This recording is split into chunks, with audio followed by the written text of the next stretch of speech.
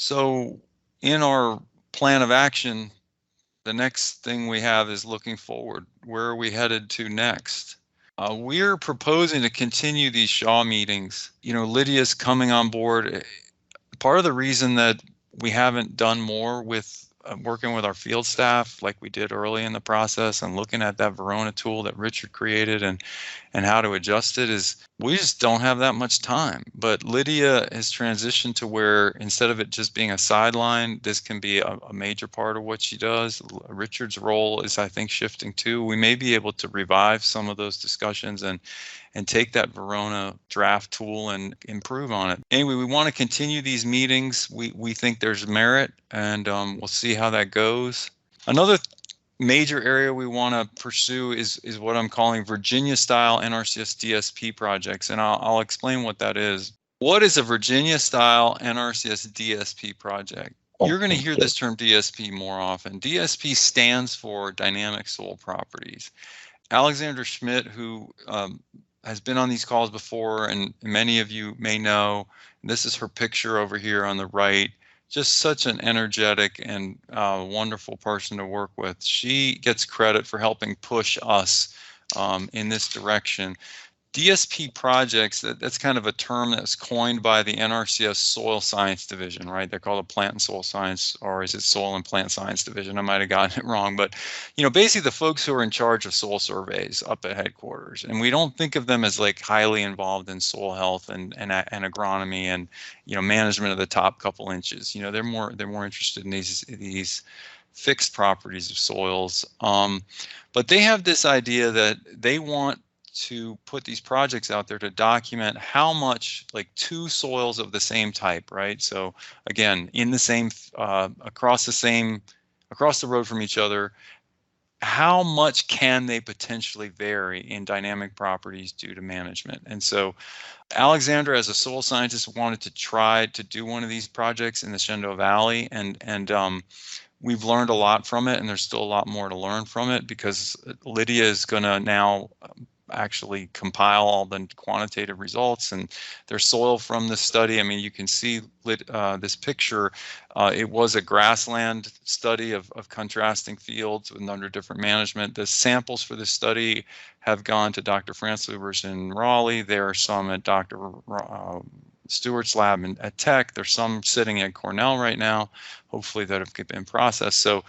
So we learned a lot about this DSP project concept that the soil survey folks put together, but we are adding on to their goal and to their basic protocol. So that's why we're calling it a Virginia-style DSP project. So the first idea is to identify sites with the same soils but strong management contrasts. And so this is a very, very obvious one here at Virginia State's Randolph Farm. Site A and B, under long-term contrasting management, the soils have got to be similar inherently, given how close they are to each other. And we can confirm that by augering and digging pits and getting a soil scientist involved. But if we have the same inherent soil, but look at how different the soil looks and behaves, due to those long-term management contrasts. Okay, so the first thing we're going to do, a Virginia-style twist, is we're not just going to measure stuff. We're going to identify these sites, and I already know of a few like this one, but there are a lot more out there, we think, and we can use those for practical education and demonstration. You don't need to measure anything to bring a farmer to these fields and to start to impress upon them that management can have an impact. So we're going to do that. But we're also going to use these sites to try out quantitative soil health assessment strategies and methods. So for example, we can go to this site and we can really dig into the farmer's past management, and we try to assess and quantify the management methods. Like what are the days of living cover, over the last 20 years? How many days of living cover per year did you tend to have on site A versus B?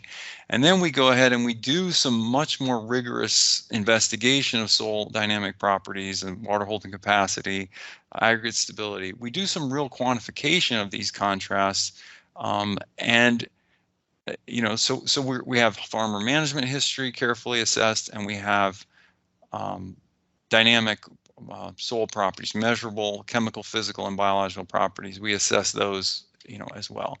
And then, and that's really what the DSP, I feel like that's kind of where the DSP project that headquarters is interested in. It pretty much is just this right here. It's bullet number 1. Let's identify the contrasting sites, and then let's do some assessment. And it kind of stops there. But what we want to do is use them for very practical education demonstration.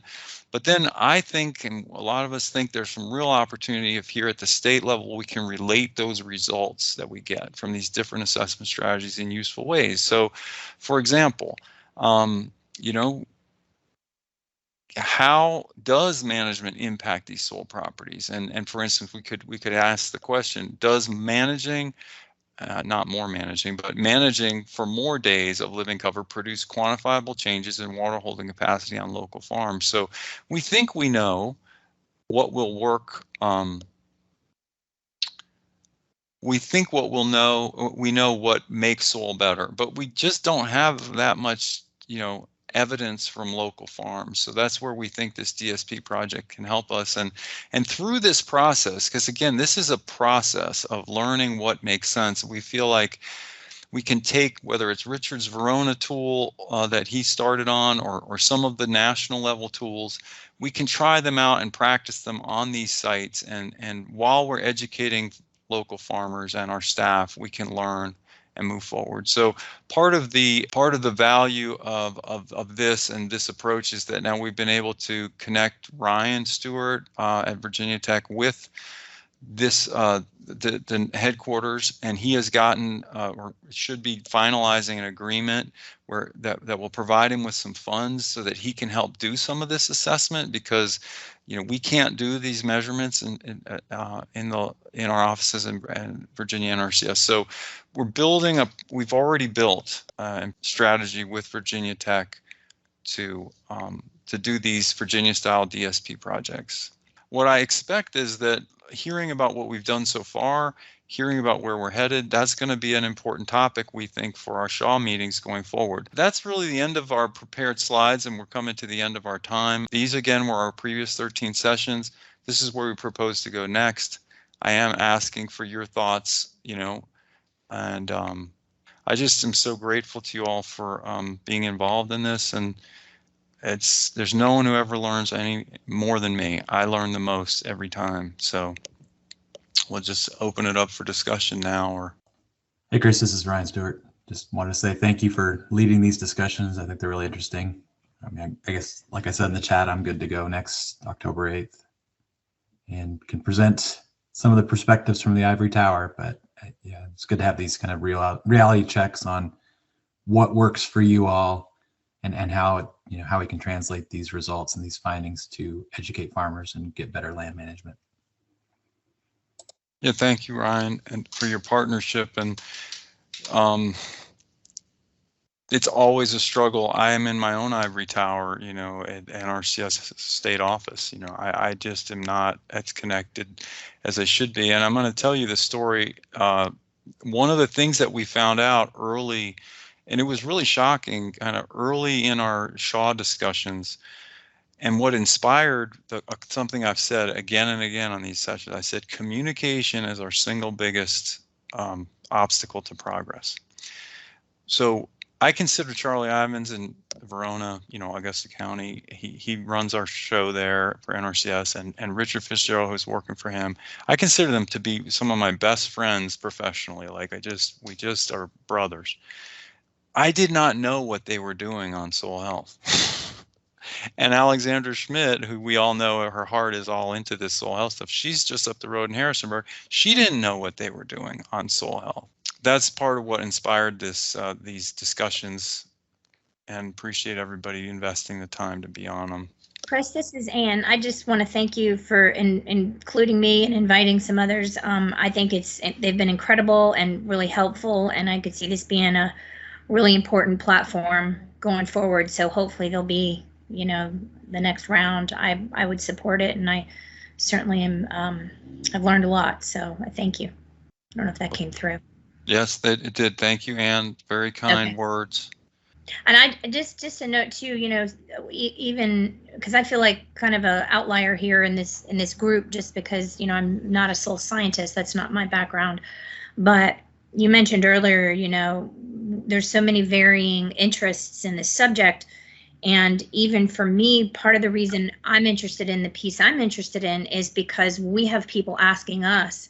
Albemarle County is very interested in how farmers are helping with climate, and so for us to keep it a win-win, I'm trying to look for things that are solutions in that regard. But climate action plans are, going to become probably regulatory or mandatory at some point. They already are in many parts of the country. Albemarle is ahead of the curve on that. They're doing theirs voluntarily, but in it, they have some, very specific needs and wants from the ag community. And so we're kind of in a unique role to help see if there are opportunities for them. And I just appreciate, again, you including us in this. And thanks to Lydia too, and Alexandra. We have all seen the range of stakeholders and awareness of how soil interfaces with some of these issues. It's just exploded. It's just crazy, and it's a good thing, but it's a monster we have to learn how to ride. And on the NRCS side, we're going about the same business we always did, but our administration and our agency, USDA, is using terms like additional quantifiable, verifiable carbon reductions, right? And that translates into this. Somebody is expecting to see measurements of carbon increases in the soil, and that sounds easy, but it's not. So a big part of it is educating. I think we have to educate even our own folks, is that yes, the carbon cycle is tightly associated with soil. And what is the carbon cycle? I think that's just, and that's a starting point. We'll all be on the same page just about what that means and what's realistic. Yeah, it was a really great presentation in New Mexico at the Quivira Coalition, where someone showed how the water cycle and the carbon cycle are so interconnected, and obviously, with the soil as well. And maybe there's some folks that are, from other parts of the country that have already been exploring this in depth. We could get to be guest speakers, and I'd be happy to help, try to cat herd some of those folks if you thought it might be helpful. Because I do know that, they've been exploring this, quite intensively in other parts of the country too. So that's the good news, is we're not on our own. We're not all alone out here. The challenge is, like, you look at Soil Water District staff, right? Like, who are your peers or your employees. It's just how much bandwidth do they have for XYZ topics, right? And so it's a little bit like our NRCS staff. Their bosses have a priority, and that is, above all, we have a certain amount of financial assistance dollars that we need to distribute to farmers, and everything else is framed around that. And so how do we decide which aspects of soil health assessment are we going to integrate into their lives, and how are we going to make it useful? We heard a little bit about one perspective from the Valley. Yeah, no, that's important. It's an important piece. And I think, fortunately too, there are a lot of 501c3s. There are a lot of other organizations that have a strong interest in the subject as well.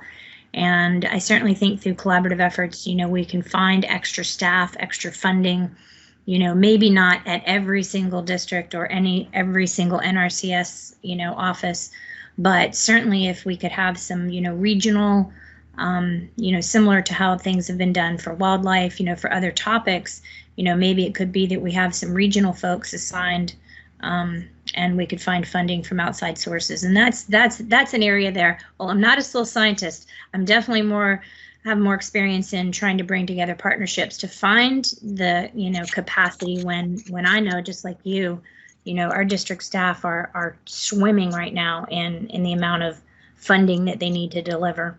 And really just don't have the capacity to bring anything extra on. But I think that there's a strong enough interest out there that, maybe if we put our heads together, we could try to figure out a way to, to find some extra staff that would do this again, maybe not in every single office, but at least some regional folks. I'll just say Wade Thomason is he's an agronomist, extension specialist, and I'm a conservation agronomist, but we have spent more time in the last 2 years talking about fundraising and a partnership, Right. than we have about agronomy and soil science and nutrient cycling. So I think you're right, and through that hard work, we have, Lydia is funded for 4 years from right now. And it's just 4 years of her incredible talent, that is really exciting. But it is difficult. I mean, it's as hard as anything else, right? To find funds, and then you got the soft money to hire somebody. Well, then you got to hire them. You got to find the right person. So it's all hard work, but I agree with you that the strategy is not just to have people come in and teach our folks, because our folks are at capacity now. They can't learn anything new, anything more. They can learn new, but they're just tapped out in terms of the time they have. So we have to build the quality, as Lydia said, the quality and quantity of technical personnel, so that our agencies, have that capacity to understand all this new stuff, right? I mean, absolutely, yeah, absolutely. And I don't know about, specific to this topic, but I would say that there's potentially a shortage across the nation, certainly across Virginia, on any of the technical skill sets, not just the Healthy Souls ones, but I think that there's a shortage in general, and maybe our area is just a little tougher to find than maybe Blacksburg or somewhere else, but we're certainly feeling it, and I think other districts have also are having a hard time finding qualified staff.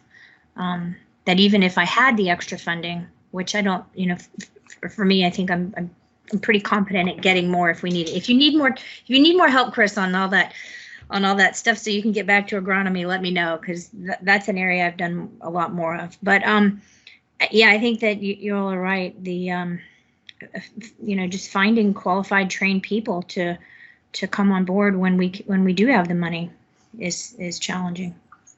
So I know, one of the Soil Health Coalition goals is to try to provide, and then there's a demand for interest in more training, on soil health for, in general, for soil water districts, and an important question will be, what aspect of assessment or measurement or quantifying soil health and properties will be included in that, and that's something that, again, Mary Sketch is leading the Soil Health Coalition, and we have discussions. We haven't had time to have enough discussions, but I know we have one coming up next week about this idea of, about training staff, and it's something I'm thinking about. Is where does assessment, measurement fit in? So the one thing is you've heard. We're not going to give them a meaningless answer that says, do this protocol every time and walk away from them, because they won't. It's not going to be meaningful. We're going to have to come up with something more meaningful, or we're just going to have to say, here are the principles, but we don't have a specific protocol to recommend right now. Thank you, Anne, for participating and your positive feedback. It's a turning point in that we've kind of come to the end of our fiscal year. Lydia has joined us, and really looking forward to continuing this, and just so grateful to all of you for your partnership. I look at the names on the list here and really appreciate it.